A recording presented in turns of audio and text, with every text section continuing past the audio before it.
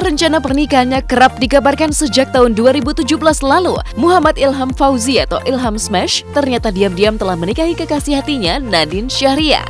Memutuskan menikah di usia muda tanpa hingar-bingar pesta, bahkan digelar sangat sederhana di kediaman keluarga Nadine di Bogor tanggal 8 Maret 2018. Penyatuan cinta pasangan ini digelar tepat di anniversary hubungan mereka yang ke-7 bulan sejak pertama kali berpacaran. Lantas, mengapa Ilham dan Nadine memilih pernikahan mereka hanya dihadiri keluarga tanpa kehadiran satupun sahabat dari keduanya? Nggak ada apa-apa. Mendadak lebih ke persiapan, tapi kalau untuk tanggal 8 Maretnya sendiri sih saya udah preparein dari awal Februari. Dari awal Februari saya udah persiapin karena emang pengen surprise karena kan dia ulang tahun kemarin tanggal 17 Februari. Sengaja dari nggak dibilang tutup-tutupin juga enggak, diem-diem juga enggak, karena emang dari pihak keluarganya perempuan, papahnya bilang yang saya mau undang itu adalah keluarga semua. Saya mau keluarga semua. Saya kan nggak bisa apa-apa ya. Saya kan ngikutin apa yang orang tua perempuan bilang gitu. Jadi saya mengikuti. Tanggal 8-nya itu hari jadinya kita. Kita pacaran mulai dari tanggal 8. Ini tanggal 8 gitu. Dan dia pun dibilang katanya emang pengen banget tanggal 8 nikah. Jauh dari citra penyatuan cinta para bintang tanah air, akad nikah Ilham dan Nadine juga tak dihiasi pelaminan. Bahkan, untuk resepsi mereka masih mempertimbangkan untuk digelar atau tidak. Lalu benarkah Ilham dan Nadine yang berencana menikmati bulan madu di kota Yogyakarta juga jadi sasaran kemarahan para sahabat karena tak diberitahu mengenai kabar bahagia tersebut? Masih dirahasiakan sih sebenarnya Maya ya. Soalnya apa ya? Ya gimana ya? Nanti deh pasti dikabarin. Iya sih, pasti dikabarin sih ke seluruh media juga pasti dikabarin karena kan hal dulu tuh karena kita juga masih punya kepentingan ini ya. Kita tuh masih ada kepentingan yang lain gitu, maksudnya selain resepsi. Soalnya bagi saya resepsinya masih bisa 5 tahun setelah itu juga masih bisa diresepsi, ya nggak masalah karena kan resepsi itu cuma kayak pesta untuk apa namanya ya? Apa ya sebutannya ya? Kayak apa sih?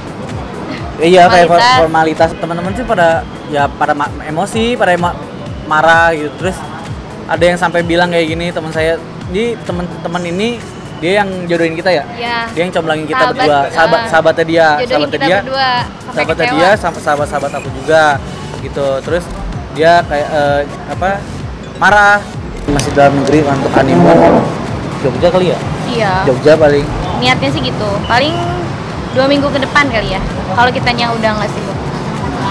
Berbeda dengan kebahagiaan Ilham dan Nadine, gitaris band Ungu, Enda harus menahan pilu karena kepergian sang ayahnya Mejaya S. Kusuma di salah satu rumah sakit di kawasan Cempaka Putih Kamis malam lalu.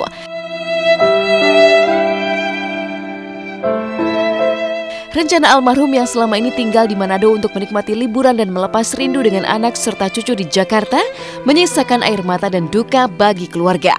Lalu seperti apa kesedihan Enda yang tak kuasa menahan tangis saat melepas kepergian sang ayah ke pembaringan terakhir? Berilah kesabaran kepada istri dan kepada anak-anaknya ya Allah. Allahumma rabbana taqabbal du'ana innaka antas samiul alim wa tub alaina ya maulana innaka antat tawwabur rahim. Allahumma rabbana atina fid dunya hasanah wa fil akhirati hasanah wa qina adzabannar. Subhana rabbika rabbil izzati amma yasifun. Wassalamu ala mursalin walhamdulillah.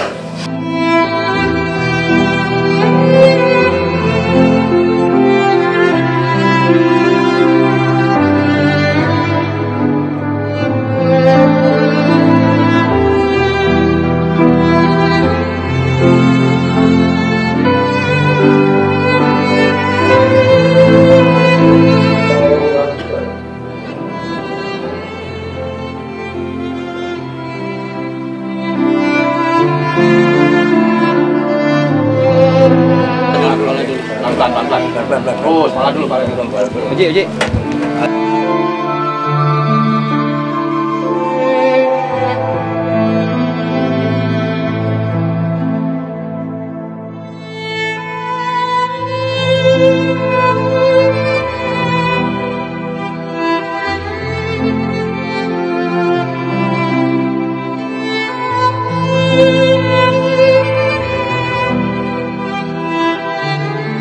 kemarin kan bapak kan tinggal di Manado, jadi iya bapak tinggal di Manado, terus bapak bilang mau jalan-jalan, kebetulan di sini adiknya papaku yang paling bontot, dulu juga sayang banget. Ya udah, dia bilang sama aku mau ke Jakarta karena aku kangen sama cucuku.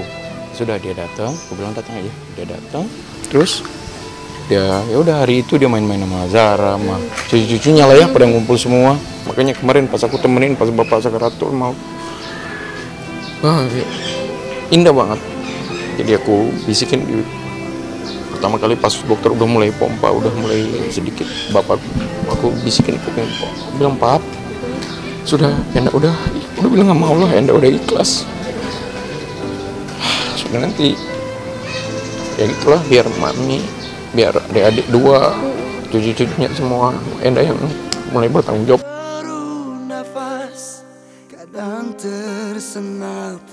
Kepergian sang ayah di usia 65 tahun akibat penyakit diabetes serta sakit lambung kronis telah meninggalkan tanda-tanda dan firasat untuk Enda beberapa hari sebelum almarhum berpulang ke pangkuan Sang Pencipta.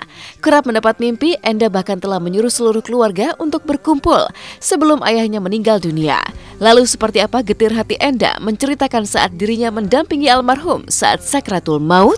Aku udah dari minggu lalu udah berfirasat, udah dikasih mimpi terus sama Allah, udah dikasih mimpi, udah dikasih suruh siap-siap, suruh kumpul-kumpul keluarga. Makanya aku udah kumpul-kumpul semua keluargaku tanpa ngasih tahu apa alasannya. Ya aku udah kumpul-kumpul, udah bilang sama adikku udah jangan dulu banyak kerja, banyak ada papi di sini, jadi kita kumpul sama bapak dulu aja. Ada adikku yang Zara juga gitu, aku bilang udah jangan dulu promo-promo lah, kita deket-deket sama kakek dulu, karena jujur aja ya Zara kan cucunya paling tua, jadi ya paling, apalagi Zara kayak gini ya, kakek namanya juga orang kampung ya. Istriku juga tanya kenapa sih kok kita disuruh kumpul-kumpul. Enggak, tapi aku nggak ngomong. Ya cuma bilang kumpul-kumpul aja, kita udah lama nggak kumpul. Cuman aku udah firasat karena kemarin sore kan aku pamit, pas bapak masih hidup aku udah pamit. Bilang pap aku pulang rumah dulu, ganti baju ya, mau mandi dulu. Aku ganti pulang rumah, mandi, terus aku ganti baju, pakai kemeja, aku lepas piercingku, aku sholat. Terus aku balik emang udah dalam keadaan bersih, beliau udah koma. Terus aku bilang, Pak, Enda udah ada nih, udah di sebelah papi. Selesai aku ngomong gitu, 5 menit sesudah itu, dia udah. Jadi sebelum kita berangkat ke luar kota kemarin, Sabtu kemarin itu, Enda ngimpi, terus tiba-tiba dia di grup ngomong gini, hai guys, ampun gue yang gue sayang gini. Gue malam ngimpi gini. Coba mohon kalau orang hati-hati ya, jangan pada seruntul gitu kan gitu. Sebagai anak sulung, Enda memiliki banyak kenangan dengan almarhum ayahnya. Tumbuh dalam keluarga sederhana, Enda mengaku mendapat didikan keras yang justru membentuk dirinya menjadi seperti sekarang. Lalu apa pesan terakhir sang ayah sebelum akhirnya koma dan meninggal dunia? Dan bapak tuh paling marah kalau aku pinjam barang-barang sama orang. Sampai suatu saat aku pernah pinjam tas temenku, terus bawa ketahuan sama bapak, terus bapak marah banget. Bapak sampai bilang, ya itulah yang aku ajarin sama anak-anak sekarang ya, sama adik-adikku juga, bahwa sejelek-jeleknya barang kita ya tetap barang kita, bukan barang orang. Jadi ya bapak marah banget, sampai bapak mukul aku, sampai waktu itu tanganku bengkok gitu. Ya terakhir juga, sampai terakhir kemarin pas kita masih bercanda-bercanda, dia juga ngomong gitu, lo kalau bandel jangan ngajak-ngajak orang, biarin kamu lu bandel sendiri. Sampai segitunya ya papaku kayak gitulah, berdiskusi. Beliau orangnya yang sangat luwes, apalagi sama kita-kita. Dia juga anggap kita sebagai anak sendiri, ayahanda Kusuma. Kebetulan Mas Maki nggak bisa hadir, Mas Pasya juga lagi menuju ke sini katanya. Cuman memang pesawat dia pagi nggak kekejar kayaknya. Ya kita semua dianggap anak-anak, terus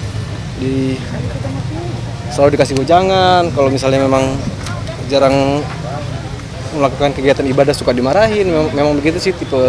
Ya, aku berterima kasih untuk orang-orang yang sudah membantu sampai di ini, kayak teman-teman dari malam semua sampai begadang di sini.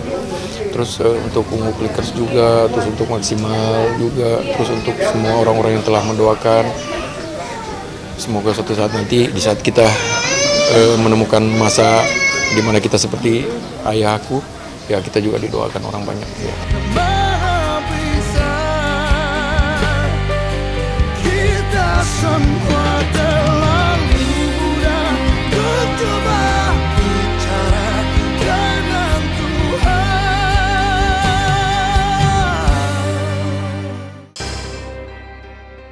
Cantik, muda, dan sukses. Seperti itulah potret Angela Gilsya, pemeran Vini dalam sinetron Anak Langit Sekarang.